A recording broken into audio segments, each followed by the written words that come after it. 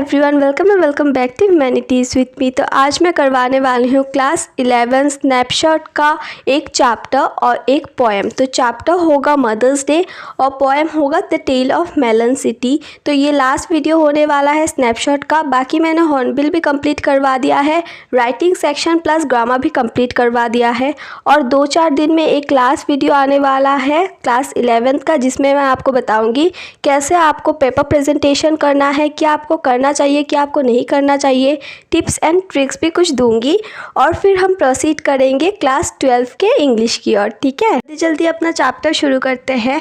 तो इस चैप्टर में लेखक हमको कॉमेडी के साथ साथ सीरियस इश्यूज़ के बारे में बताते हैं। तो इस चैप्टर का लेखक है जेबी प्रिस्टली और इस चैप्टर का मेन कैरेक्टर कौन है? 2 मेन कैरेक्टर है। पहला है मिसेस एनी पियर्सन और दूसरा है मिसेस फ्रिज ग्रीरल्ड। ठीक है, अब देखो, जो मिसेस एनी पियर्सन है वो एक डिवोटेड वाइफ है और एक केयरिंग मदर है। वो बहुत ज़्यादा प्लीजेंट है और वो वरीड लुकिंग वुमेन है क्योंकि उसे हमेशा अपने परिवार को लेके चिंता रहती है। और मिसेस फ्रिज ग्रीरल्ड जो है वो मिसेस एनी पियर्सन की नाइबर है और वो एक फॉर्च्यून टेलर है, यानी कि जो भविष्य के बारे में बताते हैं। तो मिसेस फ्रिज ग्रीरल्ड को हम इस चैप्टर में मिसेस एस के नाम से देखेंगे। ठीक है, तो एक दिन मिसेस एफ मिसेस पियर्सन को पूछती है कि तुम अपना माइंड सेट कर लो, क्या तुम्हें अपने फैमिली का मिस्ट्रेस बनना है, क्या तुम्हें अपने घर का मिस्ट्रेस बनना है, क्या तुम्हें अपने फैमिली का बॉस बनना है। क्योंकि एट प्रेजेंट जो मिसेस एनी पियर्सन का सिचुएशन था वो बहुत ज़्यादा गंदा था क्योंकि उसके फैमिली मेम्बर्स उसे बहुत गंदी तरीके से ट्रीट करते थे। वो लोग उसे एज ए मेड ट्रीट किया करते थे। ठीक है, तो एट प्रेजेंट मिसेस पियर्सन जो थे उसका situation as a unpaid domestic servant था। उसे उसके फैमिली मेम्बर्स हमेशा काम करवाया करते थे और वो लोग रिक्वेस्ट नहीं करते थे, ना ही कभी उनके काम के लिए उन्हें थैंक किया करते थे। हमेशा वो लोग उसे ऑर्डर दिया करते थे। ठीक है, तो अब मिसेस एफ मिसेस पियर्सन को बोलती है कि तुम्हारा जो हस्बैंड है, सन है, डॉटर है, उन्हें तुमको एज वाइफ और मदर ट्रीट करना चाहिए, ना ही कि एज सर्वेंट। तो मिसेस पियर्सन जो होती है वो इस सिचुएशन से बड़े ही लंबे समय से सफ़र कर रही थी और वो अपने परिवार को बहुत ज़्यादा प्यार करती थी। वो अपने हस्बैंड को बहुत ज़्यादा प्यार करती थी, अपने बच्चों को बहुत ज़्यादा प्यार करती थी। बट उनका जो हस्बैंड और बच्चे थे वो लोग बहुत ज़्यादा सेल्फिश थे, उनके बारे में बिल्कुल भी नहीं सोचते थे। वो लोग सिर्फ खुद के बारे में सोचते थे। तो मिसेस पियर्सन ने बहुत ज़्यादा ट्राई किया कि उन लोग से बात करे, इस सिचुएशन का सल्यूशन निकाले और वो अपने परिवार से एक अच्छा संबंध बना सके। बट उनके परिवार ने उनका नहीं सुना और वो लोग हमेशा उन्हें सर्वेंट की तरह ही ट्रीट किया करते थे। बट जो मिसेस पियर्सन थी उनको जो भी काम उनके घर वाले बोलते थे हमेशा वो कर देती थी विदाउट एनी ऑब्जेक्शन। इसलिए मिसेस एफ उन्हें बोल रही थी तुम्हें इतना काम नहीं करना चाहिए, तुम्हें उनको ऑब्जेक्शन देना चाहिए और उनका सब काम नहीं करना चाहिए, उन्हें बोलना चाहिए कि अपना काम खुद से करो। तो सिंस मिसेस पियर्सन बहुत ज़्यादा सॉफ्ट है towards her family, Mrs F जो होती है वो उन्हें एक सल्यूशन बताती है। वो उनको बताती है कि तुम्हें तो पता है कि मैं एक फॉर्च्यून टेलर हूँ, तो मैं ये कर सकती हूँ कि मैं तुम्हारा और मेरा पर्सनैलिटी स्वाइप कर दूँ और तुम्हारे जगह पे मैं जाऊँ तुम्हारे घर पर और मेरी जगह पे तुम चले जाओ मेरे घर पर। तो जो मिसेस पियर्सन थी उसे बहुत ज़्यादा डाउट था इस बात को लेकर, क्या सल्यूशन बताया ये सक्सेस होगा या नहीं, बट फिर भी उन्होंने एग्री कर दिया। ठीक है, तो अब मिसेस पियर्सन ने एक मंत्र पढ़ा टूवर्ड्स द ईस्ट, इस डायरेक्शन में जाके, और फिर जो मिसेस एफ थी वो बन गई मिसेस पियर्सन और मिसेस पियर्सन बन गई मिसेस एफ। तो जब मिसेस पियर्सन का पर्सनैलिटी चेंज हो गया उनके नाइबर के साथ, वो बहुत ज़्यादा बोल्ड बन गई थी, बहुत ज़्यादा डोमिनेटिंग बन गई थी। और जो मिसेस एफ थी वो अभी बहुत ज़्यादा नर्वस बन गई थी, बहुत ज़्यादा सहमी सहमी सी रहने लगी थी क्योंकि उनका पर्सनैलिटी चेंज हो गया था मिसेस पियर्सन के साथ। तो अभी मैं आपको एक बार क्लियर करके बता देती हूँ। तो तो जो मिसेस एफ थी रियल में वो बन गई थी अभी मिसेस पी, ठीक है, और जो मिसेस पी थी वो अभी बन गई थी मिसेस एफ। तो अभी हम पढ़ने वाले हैं मिसेस पी के बारे में, यानी कि पियर्सन के बारे में। बट वो होगी कौन, उसका पर्सनैलिटी किसका होगा, उसका पर्सनैलिटी होगा फिट्जगेराल्ड का, ठीक है। तो अब देखो मिसेस पियर्सन की बेटी जो होती है उसका नाम होता है डोरिस पियर्सन, और वो बहुत ज़्यादा खूबसूरत लड़की होती है और वो अपने अर्ली 20s में होती है, और वो भी अपने मदर के साथ बहुत ज़्यादा गंदा बिहेवियर करती है। और डोरिस जो होती है वो यूजलेस लड़की होती है, बिगड़ी हुई लड़की होती है, और वो अपने मदर से पूछती है कि मेरा येलो सिल्क ड्रेस कहाँ है। तो मिसेस पियर्सन स्मोक कर रही थी क्योंकि उनके अंदर कौन था, मिसेस फिट्जगेराल्ड था। और जो डोरिस होती है वो बहुत ज़्यादा हैरान हो गई थी क्योंकि उन्होंने इस तरीके का बिहेवियर मिसेस पियर्सन का कभी नहीं देखा था। हाउएवर जो डोरिस होती है वो पूछती है कि आपने मेरे लिए चाय बनाया। तो जो मिसेस पियर्सन होती है वो पोलाइटली बोलती है कि मैं क्यों बनाऊँ, तुमको अगर पीना है तो खुद बना के पी लो। तो जो डोरिस होती है वो बहुत ज़्यादा गुस्से में आ जाती हैं क्योंकि उन्होंने इस तरीके का बिहेवियर मिसेस पियर्सन का कभी नहीं देखा था, क्योंकि डोरिस और उनके फैमिली मेम्बर्स मिसेस पियर्सन को डोमिनेट करती थी, ना ही कि मिसेस पियर्सन उनको। तो जो मिसेस पियर्सन होती है वो उनको बोलती है कि अगर तुमको कुछ करना है तो तुम खुद करो, मुझे मत बोलो, मैं तुम्हारा कोई काम नहीं कर सकता। और तुमने मुझे बोला था कि तुम बाहर खाने के लिए जाने वाले हो तो तुम वहाँ पे जाके खाओ ना, तुम इधर क्यों मेरे साथ बकबक कर रही हो। तब जो डोरिस होती है वो बहुत ज़्यादा गुस्से में आ जाती है और मिसेस पियर्सन से वो पूछती है क्या आपने मेरा येलो सिल्क ड्रेस को प्रेस करके रखा है। तो जो मिसेस पियर्सन होती है वो बोलती है तुम्हारा काम मैं क्यों करूँ, तुम लोग मुझे हर 2 घंटे बाद काम के लिए क्यों बोलते हो, क्या मैं मेड हूँ, क्या तुम लोग मुझे वेजेस देते हो, मेरे काम के लिए सैलरी देते हो, या फिर कभी मुझे क्या तुम लोग थैंक्स बोलते हो किसी भी काम के लिए, नहीं ना, तो मैं क्यों करूं। जो मिसेस पियर्सन होती है वो डोरिस की बॉयफ्रेंड को क्रिटिसाइज करना स्टार्ट कर देती है, और डोरिस के बॉयफ्रेंड का नाम होता है चार्ली स्पेंस, और वो बोलती है कि तुम्हारा ये बॉयफ्रेंड कैसा है, उसका इतने बड़े बड़े दांत है, ये इतना फुलिश है। और वो बोलती है तुम तो बहुत सुंदर भी हो और तुम्हारा एज भी बहुत कम है, तो तुम्हें इस लड़के से बहुत ज़्यादा अच्छे अच्छे लड़के मिल जाएंगे, तुम इसे छोड़ दो। और फिर एंट्री होता है साइरल पियर्सन का, और ये होते हैं मिसेस पियर्सन का सन, ठीक है। और जो साइरल होता है वो भी बहुत ज़्यादा बिगड़ेल लड़का होता है, उसका बिहेवियर भी बहुत ज़्यादा गंदा होता है। और आने के बाद वो मिसेस पियर्सन को पूछता है क्या आपने चाय रेडी करके रखा है। तो मिसेस पियर्सन बोलती है कि लास्ट नाइट जो साइरल था वो बिज़ी था, इसलिए उसने बोला कि आप मिसेस पियर्सन को बोला कि आप मेरा ये काम करके रखना, मुझे सुबह चाहिए। तो फिर आने के बाद वो रिमाइंडर कर देता है मिसेस पियर्सन को कि आपने मेरा काम करके रखा है। तो मिसेस पियर्सन उसको बोलती है कि तुम्हारा काम है तुम खुद करो ना, मैं क्यों करूँ, तुम इस घर में रहते हो, तुमको पता है कि इस घर में कौन सा सामान किधर है, तो तुम अपना खुद का काम खुद करो। तो जो मिसेस पियर्सन उनको टॉन्ट मार कर बोलती है कि तुम लोग ना मेरा थोड़ा दिमाग लेके चले जाओ, तुम्हारे पास तो दिमाग है भी नहीं। तो शी टेल्स हिम, तो वो बोलती है उनको कि तुम लोग ना सारे लोग मेरे साथ एक तरीके का बिहेव करते हो, इतने बुरी तरीके का बिहेव करते हो, और तुम लोगों को पता है तुम लोग एक ही घर में रहते हो, तुम लोगों को पता है कि घर का कौन सा सामान किधर रखा हुआ है, तो फिर भी तुम लोग खुद से क्यों नहीं लेते, मैं ही क्यों तुम्हारा काम करके दूँ। तो फिर वो बोलती है कि अब से मैं एक मूवमेंट स्टार्ट करूँगी, एक आंदोलन स्टार्ट करूँगी। और वो बोलकर वो चली जाती है और एक बियर का बोतल लेती है और किचन में जाकर एक हॉट वाटर का बोतल लेती है और दोनों मिक्स कर कर वो बियर पीना स्टार्ट कर देती है।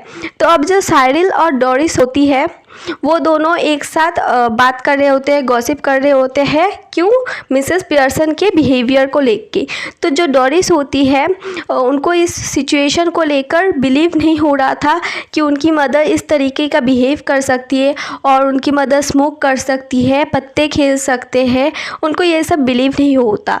और जो साइरल होते हैं वो मिसेस पियर्सन को पूछते हैं क्या आपका तबीयत ख़राब है, क्या आप ठीक हो। तो मिसेस पियर्सन बोलती है कि हाँ मैं तो बिल्कुल ठीक हूँ। तो डोरिस जो होती है वो सडनली रोना स्टार्ट कर देती है और साइरल को है कि हाँ ये मेरे साथ मम्मी ने किया, मेरे बॉयफ्रेंड के बारे में ये बोला, मुझे चाय नहीं दिया, मेरे बारे में ये बोला। और फिर जो डोरिस होती है वो टॉन्ट मारकर मजाक उड़ाती है अपने मदर का और बोलती है शायद ये कहीं गिर गई थी इसलिए इसके दिमाग में चोट लग गया है। और जो साइरल होता है वो भी उसके हाँ में हाँ मिलाता है और वो बोलता है कि हाँ शायद ये पागल हो गई है, सनकी हो गई है। ठीक है, तो अभी जैसे कि जो साइरल और डोरिस होते हैं वो दोनों हंस रहे थे, इसलिए मिसेस पियर्सन उनके पास आते हैं और उनके एक हाथ पे बियर का बोतल होता है और दूसरे हाथ में हाफ फिल्ड ग्लास होता है जिसमें बियर होता है। और जो साइरल और डोरिस होती है वो दोनों अपना हंसी कंट्रोल नहीं कर पा रहे थे और जो मिसेस पियर्सन होते हैं वो उनके पास आके बोलते हैं ये तुम लोगों का कैसा बिहेवियर है रिगार्डिंग टू मी, तुम लोग मुझे इतना डिसरेस्पेक्ट फुल होके किस तरीके से मेरे सामने दिखा रहे हो, तुम लोग मेरे से इतना डिसरेस्पेक्ट कैसे हो सकते हो। वो बोलते हैं कि अगर इस एज में तुम इतना डिसरेस्पेक्ट दिखा रहे हो मेरे को लेके तो आगे जाके क्या होगा तुम्हारा। और वो बोलते हैं तुम्हारा ये कैसा फ़नी जोक्स है, मुझे तो ये सब जोक फ़नी नहीं लग रहा। तो ये सब सुनने के बाद जो डोरिस होती है वो फिर से रोना स्टार्ट कर देती है और वो बोलती है आज मम्मी को क्या हो गया, वो इस तरीके का कैसा बिहेव कर रही है। तो अभी जो साइरल होता है वो और ज़्यादा गुस्से में आ जाता है और वो बोलता है आपको मेरे लिए खाना बनाने का कोई ज़रूरत नहीं है, मैं खुद से खाना बना के खा लूँगा। और जो मिसेस पियर्सन होती है वो बोलती है मैं क्यों खाना बनाऊँ तुम्हारे लिए, तुम खुद खाओ ना बना के, मैंने थोड़ी ना बोला है मैं तुम्हारे लिए बनाऊँगा। और जो साइरल और डोरिस होती है वो बोलते हैं कि हम लोग दोनों काम करते हैं पूरा दिन और आप क्या करते हो।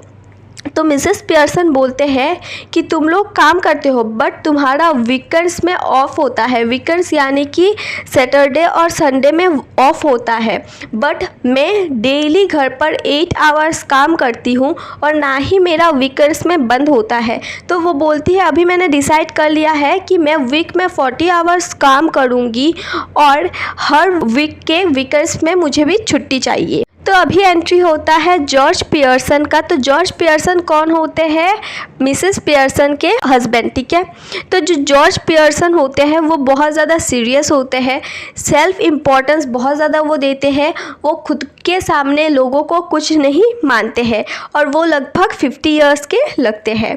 और वो देखते हैं कि डोरिस जो है वो रो रही है और मिसेस पियर्सन जो है वो बियर पी रहे हैं और वो ये सब देख के बिलीव नहीं कर पा रहे थे कि मिसेस पियर्सन बियर पी रहे हैं।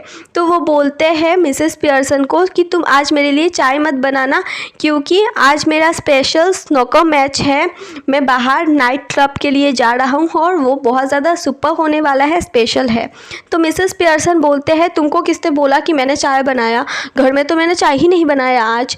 तो जो जॉर्ज पियर्सन होते हैं वो इस आंसर से बहुत ज़्यादा सरप्राइज हो गए थे और वो बोलते हैं कि तुम जिस क्लब में जा रहे हो वहाँ के लोग तुम्हारे ऊपर हंसते हैं फिर भी तुम उस क्लब में जाना है, वहाँ के लोग तुम्हें पॉम्पी ऑम्पी पियर्सन बोल के बुलाते हैं क्योंकि तुम बहुत ज़्यादा स्लो हो और बहुत ज़्यादा मोटे हो।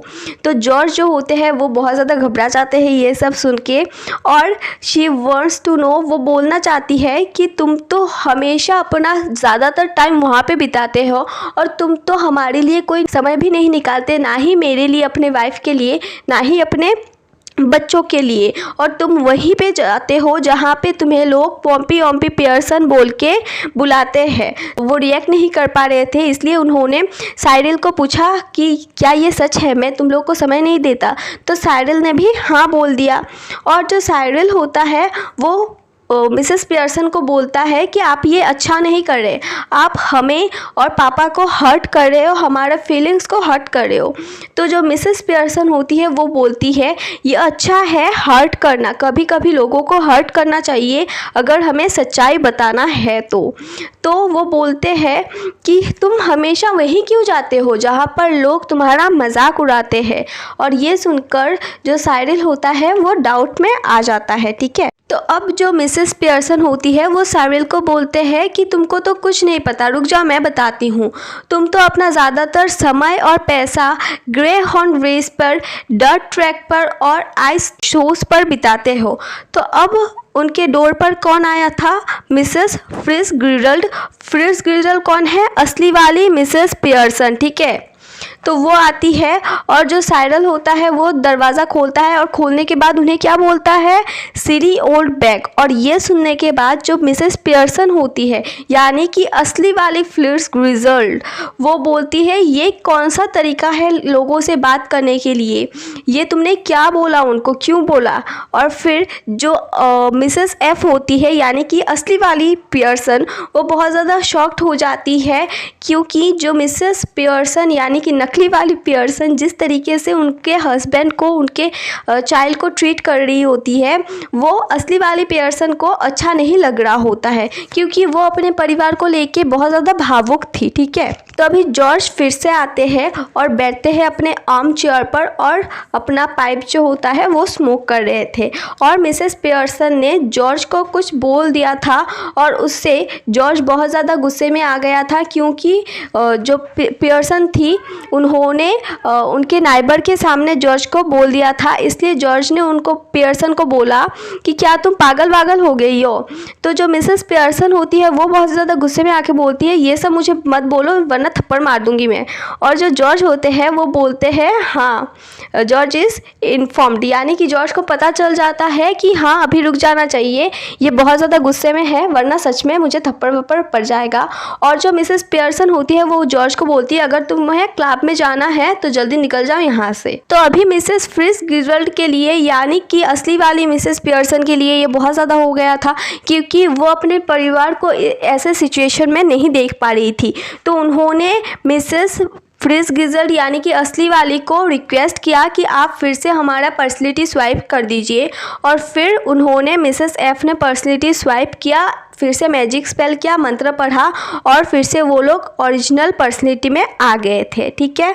तो अभी क्या हुआ, जो मिसेस एफ होती है उन्होंने एडवाइस दिया मिसेस पियर्सन को कि बोला तुम अभी से स्ट्रिक्ट रहोगे, तुम पहले जैसे करते थे अपने फैमिली के साथ वैसे नहीं करोगे और जैसे मैंने तुम्हें बोला है वैसे ही करोगे, थोड़ा टफ रहोगे। अगर वो लोग एक काम बोलेंगे तो तुमको एक ही बार में उसे नहीं करना है। और जो फॉर्मूला था यानी कि ये जो ट्रिक होता है इसने काम किया। और जो मिसेस पियर्सन होती है वो बोलती है हाँ मैं अभी इस तरीके का बिहेवियर नहीं करूँगी, मैं थोड़ा स्ट्रिक्ट रहूँगी और मैं चाहती हूँ कि मेरा जो फैमिली है वो मेरे साथ अच्छा बिहेव करे, वो लोग मेरे साथ अच्छा गेम खेले, मेरे साथ रमी खेले। और फिर जो मिसेस फिट्जगेराल्ड होते हैं वो चले जाते हैं अपने खुद के घर और जो मिसेस पियर्सन होते हैं वो अभी अपने फैमिली के साथ अच्छे से रह रहे थे। और जो ट्रिक था, ये वाला ट्रिक जो था इसने बहुत अच्छी तरीके से काम किया और उनके फैमिली मेम्बर जो होते हैं अभी उनको बहुत ज़्यादा रेस्पेक्ट करते और उनसे अच्छी तरह से ट्रीट करते, ठीक है। और इसी के साथ ये वाला चैप्टर ख़त्म हो जाता है। अभी हम पोएम स्टार्ट करेंगे, ओके। तो अभी हम स्टार्ट करेंगे स्नैपशॉट बुक का लास्ट पोएम यानी कि the tale of melon city, ठीक है। तो अभी देखो ये जो पोएम है ये लिया गया है पोएट के मैपिंग्स नाम के एक बुक से जो पब्लिश हुआ था 1981 में और ये इंक्लूडेड है उनके कलेक्टेड पोएम्स में। और लेखक कौन है? विक्रम सेठ। तो इस पोएम में जो पोएट है वो बात करते हैं अबाउट ए सिटी जहाँ का किंग बहुत ज़्यादा जस्ट है और प्लेसिड है। जस्ट यानी कि जस्टिस पे मानता है, प्लेसिड यानी कि क्लाइम, ठीक है। और वो जाना जाता है अपने फेयर डिसीजन को लेके और अपने क्लाइमनेस को लेके। एक दिन उस किंग ने ऑर्डर दिया एक आर्च बनाने के लिए, कहाँ पे? टाउन के मेन रोड पर। तो उन्होंने ऐसा ऑर्डर क्यों दिया? तो उनको लगा अगर वो ऐसा करेंगे तो लोगों के नज़र पर उनका एक अच्छा प्रभाव पड़ेगा। तो जैसे कि किंग ने ऑर्डर दिया था आर्च बनाने के लिए, तो जो वर्कमैन होते हैं उन्होंने उनका ऑर्डर फॉलो किया और कंस्ट्रक्शन के लिए लग गए थे। और जैसे किंग ने ऑर्डर दिया था आर्च बनाने के लिए, तो उन्हें जब आर्च कंप्लीट हो गया तो उन्हें देखने के लिए जाना पड़ेगा। तो जब वो जाते हैं देखने के लिए तो आर्च उनके हेड पे लगता है और उनका क्राउन गिर जाता है। क्राउन यानी कि उनका ताज गिर जाता है। और वो क्यों हुआ था? क्योंकि जो आर्च बना था वो बहुत ज़्यादा लो बना था और जो किंग है वो बहुत ज़्यादा क्लाइम है यानी कि पीसफुल है, बट जैसे ही उनका ताज गिरा उनका रिएक्शन एक्सट्रीमली चेंज हो गया। वो बहुत ज़्यादा गुस्से में आ गए थे। क्यों ऐसा हुआ? क्योंकि किंग का ताज गिरना बहुत ज़्यादा डिसरेस्पेक्टफुल माना जाता है, तो उन्होंने कंसिडर किया उस मोमेंट को डिसऑनर और ऑर्डर किया चीफ ऑफ बिल्डर को हैंग करने के लिए, फांसी की सज़ा सुनाने के लिए। तो किंग का ऑर्डर फुलफिल करने के लिए रस्सी लाई गई और गैलोस लाया गया। गैलोस क्या होता है? एक वुडन फ्रेम जो यूज़ किया जाता था पहले के टाइम पर लोगों को फांसी की सज़ा सुनाने के लिए। इस तरीके का होता था, ठीक है, इधर फांसी दिया जाता था। तो अभी देखो, जब चीफ बिल्डर्स को लाया गया तो उन्होंने जब किंग को देखा, वो चिल्ला के बोलते हैं कि किंग ये मेरी गलती नहीं है, ये वर्कमैन की गलती है क्योंकि उन्होंने काम किया था। तो किंग ने इमीडिएटली अपना डिसीजन चेंज कर लिया और वर्कमैन को फांसी की सज़ा सुनाई। और ये सुनने के बाद वर्कमैन बहुत ज़्यादा टेंशन में आ गए थे और वो बोलते हैं कि किंग ये हमारी गलती भी नहीं है, ये गलती हुई है क्योंकि जो ब्रिक्स हमें दिया गया वो राइट साइज़ का नहीं था, वो रॉन्ग साइज़ का था। ये सुनने के बाद जो किंग होता है उन्होंने किसको बुलाया? मैसन्स को बुलाया। मैसन्स कौन होते हैं? जो ब्रिक्स बनाते हैं। और जब मैसन्स आए तो वो बोलते हैं किंग हमारी क्या गलती है, ये तो आर्किटेक्ट की गलती है ना, उन्होंने हमको जो ब्रिक का साइज़ दिया वो हमने बनाया। तो अभी किंग ने आर्किटेक्ट को बुलाया और आर्किटेक्ट आने के बाद वो किंग को समझाते हैं कि किंग इसमें मेरी गलती किया है, आपको मैंने एक साइज़ दिखाया था बट आपने उस ब्रिक का साइज़ चेंज करके अपना खुद का साइज़ दिया, लास्ट मोमेंट पे आपने चेंज कर दिया, तो उसमें मेरी गलती नहीं है। तो इनडायरेक्टली जो गलती आ रहा था वो किंग का आ रहा था और इसके कारण जो किंग होते हैं वो बहुत ज़्यादा गुस्से में आ जाते हैं। बट जैसे कि किंग जस्ट और प्लेसिड थे, उन्होंने सोचा कि सिचुएशन को मद्देनज़र रखते हुए जो वाइसेस्ट पर्सन है इस टी का उसे बुलाया जाए।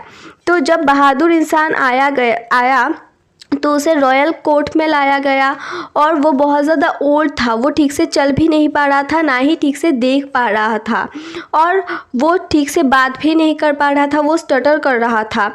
और जब वो समझाता है किंग को, वो बोलता है कि किंग इसमें किसी की गलती नहीं है, ये आर्च की गलती है क्योंकि इसने आपका ताज गिराया तो आपको आर्च को फांसी की सज़ा सुनानी चाहिए।